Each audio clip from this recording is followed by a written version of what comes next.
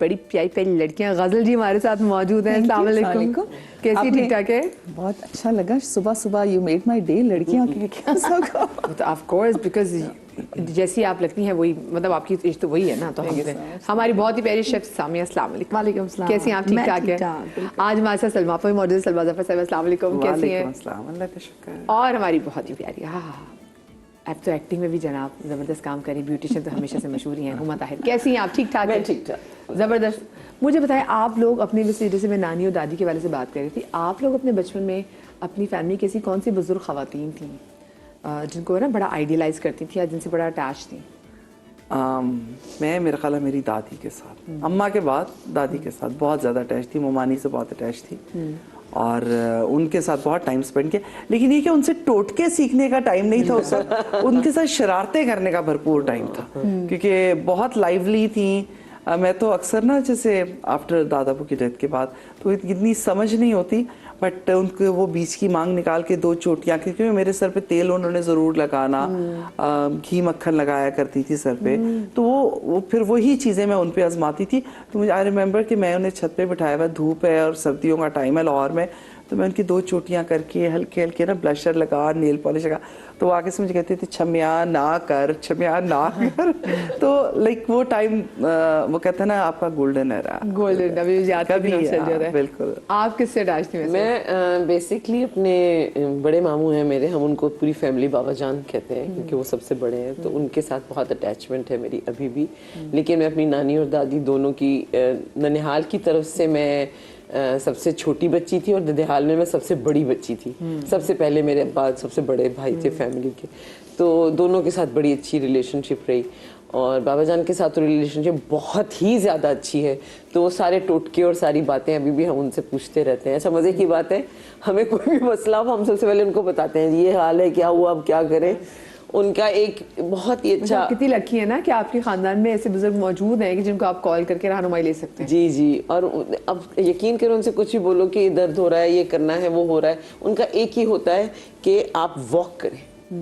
कह रहे हैं जिंदगी में वॉक नहीं छोड़नी है, चलते फिरते रहो और मेक श्योर करो कि जैसे आज की लाइफ है उसमें 40 मिनट्स किसी पार्क में जाओ और जाके वॉक करो। ये उन चाहे गर्मियों का मौसम हो, अब जैसे आज आपने बाबा जान को ये बताया कि आप मॉल में वॉक कर रही होती हैं? ये बताया मुझे पहले यार। मैं सुबह से लेकर शाम तक वॉक कर रही थी। मैंने उनको ये भी बताया कि ट्रेडमिल कर ले, बोले नहीं मॉल में वॉक कर। मॉल में वॉक नहीं, ऑक्सीजन लेना है। मैंने कहा अच्छा हाँ ये सही है। तो उनके साथ हमारे बड़े चुटकुले चलते रहते हैं, हंसी मजाक अलग होता है, लेकिन उनके जो फार्मूलाज हैं हमें जो लाइव मिलते रहते हैं वो हमारे लिए एक बड़ी ब्लेसिंग है। माशाल्लाह उन्हें जिंदगी सेहत दे। सर ये नहीं कि मसले मसाइल पे वो जैसे घर में शादी हो जाए, बच्चियों के लिए चीज़ें बनानी हो, बच्चियों की तरबियत करनी हो, आगे से कोई औलाद पैदा हो जाए, घर में किसी की फौतगी हो जाए, तो लिटरली ये जो हमारी सारी जो बड़ी खवातीन होती है ना घर के सारे, जी जी जी, तो देन ये बताते थे, गाइड करते थे कि बेटा इस चीज़ को यूँ करना है, इस चीज़ को हमारे यहाँ ये चीज़ होती चली आ रही है। तो एक तरीके से ना अपनी नॉर्म्स और रिवायत को जिंदा रखे हुए होते हैं। तो जिनके अभी जिंदा हैं तो जनाब वो they are very lucky people. आप अपने खानदान में किस बुजुर्ग से ज़्यादा अटैच थी? मदिया अनफॉर्चुनेटली ना मैंने अपनी नानी को देखा, ना नाना को देखा, ना दादी को देखा, ना दादा को देखा, किसी को नहीं देखा। और इनफैक्ट मेरे father he was very young when my दादी पास्ड अवे। तो मेरी जो सबसे बड़ी फुफो थी उनको हम जीजी वडी कहते थे। जीजी कहा जाता है फुफो को हमारे यहाँ। तो जीजी वडी जो है ना वो हमारे लिए दादी की हैसियत रखती थी, क्योंकि उन्होंने मेरे फादर को पाला था और उन्होंने आखिर तक शादी नहीं की थी। क्योंकि उनकी इतनी सारी जिम्मेदारियां थी, उन्हें सारे छोटे भाई बहनों को पाला, और उस पालने के चक्कर में, क्योंकि पहले तो बहुत जल्दी यंग एज में शादियां हो जाती थी, तो शायद उनकी एज निकल गई होगी, आई डोंट नो। तो वो आखिर या उनको ये भी होगा कि अगर मैं शादी करूंगी तो फिर मेरे बहन भाई का ख्याल कौन रखेगा? वही मैं कह रही हूँ, शायद इस बड़ी बहनों की कितनी कुर्बानियां होती हैं अगर माँ बाप चले जाएं तो। उनको हम बड़ा प्यार करते थे और वो बिल्कुल दादी ही की तरह थी। मतलब ये एक ही फिगर ऐसा था। मेरी दूसरी बहनों ने तो देखे होंगे नानी को, लेकिन मैंने नहीं देखा था किसी को भी। तो मेरा उनके साथ बहुत एक रूहानी अटैचमेंट और एक इस तरह की जो है ना चीज़ें कि वो कुरान शरीफ पढ़ाया करती थी, छोटे छोटे बच्चे आया करते थे हमारे उनके सहन में। तो मैं उनको कहती थी कि आप क्यों इतनी बड़ी जिम्मेदारी उठाती हैं कि आपको हर वक्त फिक्र होती है अभी बच्चे आ जाएंगे, जल्दी जल्दी सफाई हो जाए, ये हो जाए, वो हो जाए। तो वो एक बात करती थी जो कि अब जाके साइंटिफिकली प्रूवन है। वो कहती थी ये बच्चे आते हैं ना तो मेरे यहाँ रहमत आती है और मुझे वो रहमत फील होती है बच्चों की एनर्जीज की बिल्कुल बात और होती है। और वो इतनी प्यारी खातून थी कि वो कभी उनको डांटती नहीं थी कुरान शरीफ पढ़ाते हुए, कभी ना उनको मारती थी ना कुछ, कोई पिटाई शिटाई नहीं, बहुत प्यार से सब बच्चे इतना प्यार करते थे। मैं उससे बहुत छोटी थी, लेकिन वो आते थे और पढ़ के चले जाते थे, और उसके बाद फिर मैं अपनी दादी के काम किया करती थी। हमारे जो घर होते थे, हम कराची के बहुत पुराने जो कराचीइट्स हैं, हमारी फैमिली उनमें से है। मतलब मैंने ये सुना है कि अराउंड 400 ईयर्स से हम लोग, हमारे इंसिस्टर्स वहाँ पे कराची में आबाद हैं। तो पहले कराची बहुत डिफरेंट हुआ करता था, जहाँ तक मैंने बातें सुनी हैं, पार्टीशन से बहुत पहले की बातें अम्मी से और सबसे। कराची हमेशा से मॉडर्न था वैसे, क्या क्या बताते बड़े बुजुर्ग? नहीं, हम जहाँ रहते थे वो बहुत कराची के पुराने इलाके थे, और वहाँ पर मेरे जो हमारा घर था उसके बिल्कुल दीवार से लगा हुआ मेरे चचा का घर था, बिल्कुल दीवार से लगा हुआ मेरी फूफो का घर था। इस तरह से 3-4 घर होते थे, घर साथ होते थे। उनके बड़े बड़े सहन होते थे। अब तो खैर उनका बिल्कुल चेंज हो गया, वो नक्शा, वहाँ पे बिल्डिंग्स बन गई हैं सब कुछ।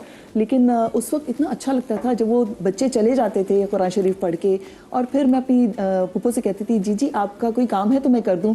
तो वो कहती थी कि तुम मुझे मैंने उनको ना बचपन से हल्दी यूज करते हुए बहुत देखा, तो मैं अक्सर उनसे पूछती थी, और हल्दी भी जो ताजी हल्दी होती थी वो, तो जिसको खुद पे पीसते थे, जो आजकल आई हुई है अभी ना, मिलती है, उसको छील के वो और उसको धो के और उसके सुखाती थी, फिर उसको पीसती थी।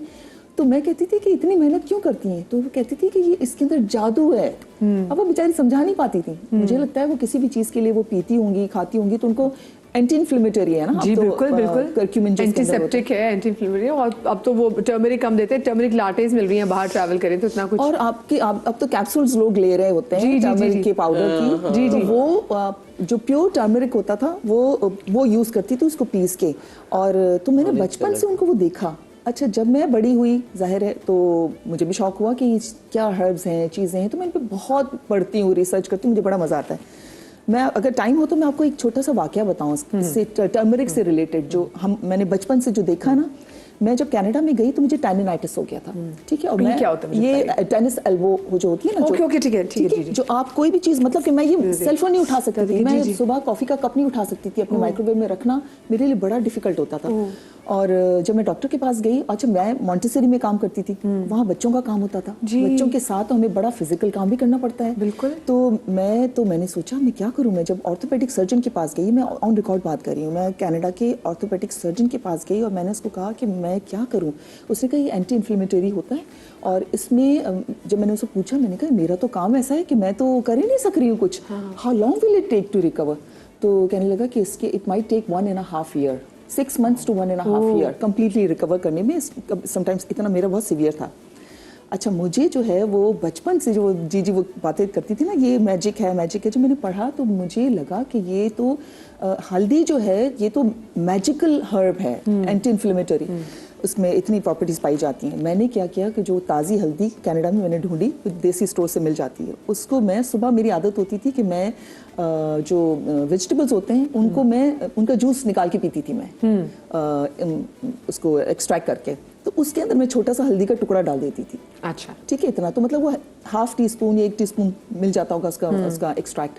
वो मैं 3 महीने तक मैंने पिया है, 3 महीने सिर्फ, और मेरा दर्द ऐसे गायब हुआ, मुझे लगा कि मेरा हाथ पहले से ज्यादा स्ट्रॉन्ग हो गया विदिन 3 months। और मैं मतलब कि अब तो मुझे इतना बिलीव हो गया इन चीज़ों पे कि ये नेचुरल जो चीज़ें हैं ना, ये मैजिक होती हैं। मैजिक होती है भाई। ये पहली चीज़ तो आज के शो से आप भी जरा हल्दी पकड़ ले, मैं भी जरा हल्दी कर दूंगी कि हल्दी कितनी अभी आई हुई है मार्केट में ताजा हल्दी ऑरेंज कलर। सामिया, आप किससे सबसे ज़्यादा अटैच?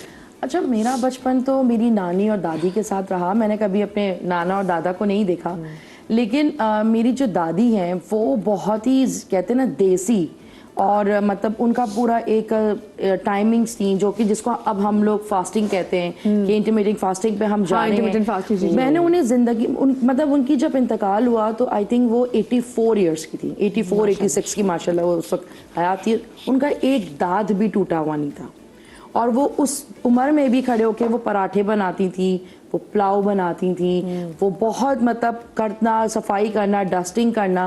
वो कहती थी मुझे चलना है, फिरना है, वही बात के वॉक करती थी।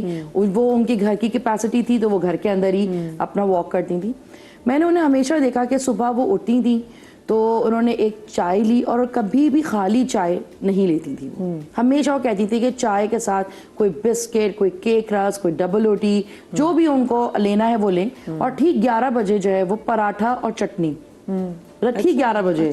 और वो चटनी भी थी कि मैं उनके साथ ही होती थी क्योंकि मेरे सारे कजन्स जो हैं वो बाहर रहते थे, तो सारा एक्सपेरिमेंट मेरे साथ होता था। तो अम्मी क्योंकि जॉब करती थी, तो अब वो क्या करती थी, जो वो चटनी सिल पे पीसती थी वो सिल पे पीसती थी। वो चटनी थी इसमें क्या हरी मिर्चें, लहसुन, कभी लाल लहसुन के मतलब हरा लहसुन के साथ जो है वो चटनी बना ली, कभी हरी मिर्चों की चटनी बना ली, कभी लाल मिर्च की चटनी बना ली, कभी अचार ले लिया। तो वो जो खाती थी वो मेरे मुंह में डालती कि तुम भी आओ बैठो, मतलब बच्चे अपनी नानी दादी के साथ बैठते तो वो जो वो खुद खाती हैं।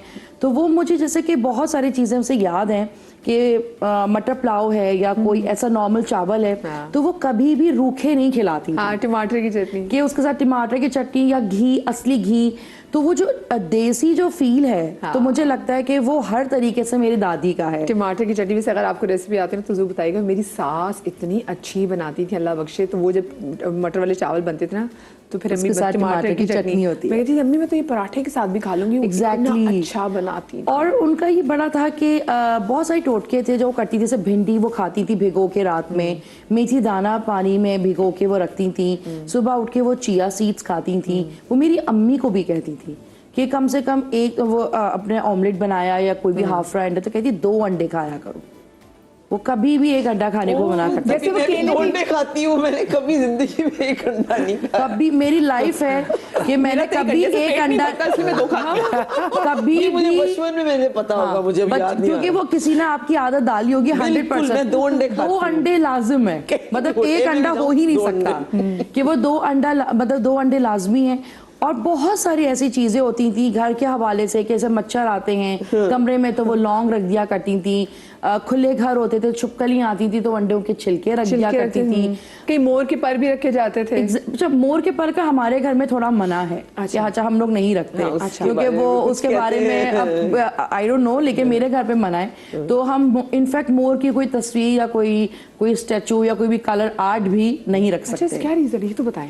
तो बस वो एक होता है, अब अम्मी लोग मना करते हैं। अब मुझे ये होता है कि अब मैं इनसे बहस करूं, इससे बेहतर है कि कुछ ना कुछ तो होगा, और अगर हो गया तो फिर इतना कुछ सुनने को मिलेगा तो मतलब बंदा पड़े ही रहा उस मामले जब काम चल ही रहा है। भी नहीं बहस रहती थी मोर के पर के ऊपर ना। मैं एक दफा मुझे 2-4 जब मैं कॉलेज में थी तो मोर के पर हम किताबों में रख लेते थे, दोस्तें लाया करती थी।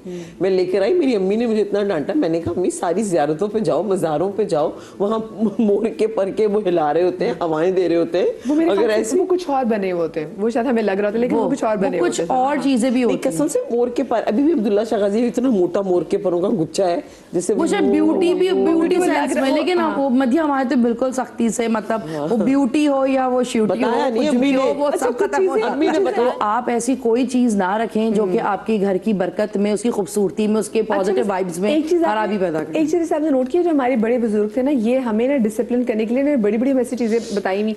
जैसे मुझे याद है मेरी दादी, अगर बेड पे अगर मैं बैठ गई हूँ और मैंने जूते पहने हुए हैं तो वो जूते उतार बेटा वरना सांप आ जाएगा। अच्छा मुझे तो ना डर लग गया, जूते पास ही पड़ते थे, सांप आ जाएगा। तो फिर अब बड़े में पता चला कि वो हमें बेसिकली डिसिप्लिन करने के लिए कहते हैं। जैसे बेटा कैंची नहीं चलानी, बेटा कैंची नहीं चलानी, लड़ाई हो जाती है। अच्छा एक और मजे की बात, दर्जी के बगैर घर लड़ाई क्यों नहीं होती? चप्पल उल्टी हो जाए तो जेको जाओ वरना पिटाई होगी। मुझे तो ये लाजमी याद है कि हमारे घर में कोई भी चप्पल उल्टी, हमें भी पता है बचपन में कभी हमने सीधा फौरन दूसरे की चप्पल भी सीधी कर दिया करते थे। वो ये ऊपर आसमान जी कहते थे कि दोपहर के टाइम पे ना जब 2-3 बजते हैं, जब बहुत सन ऊपर होता है, बेटा बाहर नहीं निकला करो, वो जिन आ जाते हैं। अच्छा वो जिन क्या हमें तो वैसे डराया जाता हमारे बाल में थे ना, इसलिए कहते थे हीट स्ट्रोक हो सकता है, या मगरिब के टाइम पे जो है वो आपने झाड़ू नहीं लगाना या आपने नेल्स नहीं काटने। बिल्कुल बिल्कुल। अब जो है ना ये तो कन्वेंशनल विजडम। दरअसल मेरी नानी ना मगरिब की अजान से पहले पूरे घर की बत्तियां जला देती थी और एक अगरबत्तियां लगाती थी। मेरी अम्मी अब तो बीमार है, लेकिन जब तक मेरी अम्मी ठीक थी, अम्मी का भी यही काम था। मगरिब होने से पहले पूरे घर की लाइटें और मगरिब की नमाज पढ़ने के बाद वो बत्तियां पे मेरी भी यही आदत और उसके बाद अगरबत्ती जलाना मेरी अम्मी की ग्रोसरी में शामिल था। अच्छा अब मैं नहीं कर पाती, कभी मैं भूल जाती हूँ, कभी मैं ले आती हूँ, कभी मेड को सिखाया हुआ मगरिब की अगरबत्ती लगा दी। मैंने अम्मी से पूछा तो अम्मी ने कहा रूहें गुजरती, नानी ने कहा था रूहें, लेकिन अब मैं रियलाइज करती हूँ इट्स अबाउट द एनर्जी। हाँ। अच्छा, मैं आप लोग भी हमें कॉल कर बताएं कि आपके घर जो आपकी नानियाँ दादियाँ वो किस चीज़ पे बिलीव करती थी और लेटर इन लाइफ आपको रियलाइज़ हुआ कि हाँ भाई ये इनकी इंटेंशंस बड़ी अच्छी थी और हमें अच्छा सिखा ली थी। जैसे आपने नाखून काटने का बताया ना, तो मुझे याद है कि जब नाखून काटते थे ना तो वो कहते थे घर के अंदर नहीं, बाहर वाली जो डस्टबिन है ना, बाहर उस वाली डस्टबिन में फेंकने, क्यों चोर आ जाते थे। समझ में नहीं आया, बेटा नहीं नाखून नहीं, क्योंकि हम लोग बच्चे नाखून काटते थे, नाखून नहीं तो गिर रहे, हमें ख्याल नहीं होता था। हम कहते नहीं नहीं नहीं, अब वो she used to make sure सारे नाखून काट के बेटा नहीं, और ये भी बाहर। होता है ना कि जब शाम के टाइम पे अंधेरा होता था, पुराने जमाने से ये चीजें चलती भी आ रही हैं। लगा के नहीं जा रहा बाल, तो वो अगर आप अंधेरे में काटेंगे तो आपका नेल हाथ भी कट सकता है, ठीक है। प्रॉपर नेल कटर तो होते नहीं थे, कैंचियों से पता नहीं किन चीज़ों से काटे जाते थे। या अगर आप मगरिब के टाइम पे झाड़ू ना लगाओ, मतलब कि अगर कोई चीज़ आपकी ज़मीन पे गिर जाए, कोई जेवर, कोई ऐसी चीज़, और मगरिब में तो वो नज़र ही नहीं आता था अंधेरे में, अगर आपने उठा के वो सारी चीज़ें फेंक दी, तो ये छोटी छोटी चीज़ें भी कन्वेंशनल विजडम है ये। और अब जो है वो साइंटिफिकली प्रूवन है बहुत सारी चीज़ें, जब हम पढ़ते हैं देखते हैं, जैसे नंगे पाँव जो है वो घास पे चलना, दरख्तों को छूना, ठीक है ना, ये नेचर के करीब जाना। अब साइंस कहती है कि हमारे अंदर जो पॉजिटिव जो एनर्जी होती है उसको न्यूट्रलाइज करती है, वो जो नेगेटिव जो हम जमीन से जो चल रहे होते हैं उसमें हमारी बॉडी भी तो एनर्जी से ही चल रही होती है ना, तो उसको अब ये सारी चीजें प्रूवन है कि ये कितना जरूरी है हमारे लिए ये सब चीजें करना। बिल्कुल। देखो यूजुअली मैं ना शाम के वक्त अगर मैं काम ना कर रही हूँ तो वॉक्स पे चली जाती हूँ, तो मैं यूजुअली घर से बाहर हूँ। लेकिन अगर कभी मैं घर में हूँ तो मैंने फील किया है कि शाम का जब वक्त होता है, असर और मगरिब के बीच में जब अजान होने वाली थी, कुछ होता है दिल को फील अजीब। देखिए तभी तो लोग कहते हैं कि उस टाइम आप जो है वो नमाज के लिए जैसे लोग बैठते हैं, क्योंकि असर और मगरिब का टाइम कम होता है, तो अक्सर लोगों का हमने सुनते हुए, मतलब मैं सुनती हूँ अपने घर में कि हम वज़ू बचा के रखते हैं कि हम असर की नमाज का जो वज़ू है वो मगरिब में ही हम उसके साथ पढ़ें। तो बाज़ों का लोग उसमें तिलावत करते हैं क्योंकि वो आपकी ऐसी एनर्जी का वक्त होता है। अच्छा, अक्सर जैसे लोग कहते हैं ना कि मगरिब के टाइम, जैसे अगर बच्चे शाम में अगर असर के बाद सो गए तो फौरन कहते थे बेटा मगरिब के टाइम नहीं सोना। इसकी रीजन मैं आपको बताऊंगी। एक साइंटिफिक रीजन भी बड़े बुजुर्ग क्या कहते थे, and then later in life पता चला कि साइंटिफिक रीजन क्या है। बताऊंगी आपको छोटी सी ब्रेक के बाद, कहीं मत जाइएगा।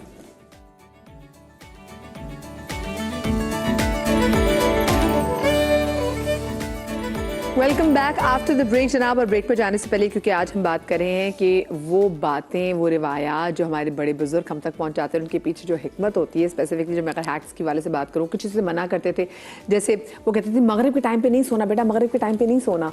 तो अच्छा, वाकई फिर ऐसा होता था कि कभी ऐसा हो कि आप दिन में अगर सो गए हैं और उसके बाद जब मगरिब की अजान के बाद आपकी आँख खुले, उस टाइम पर आपकी आँख खुले, तो आप कहते मेरा सर मेरा सर बहुत हैवी हो रहा है।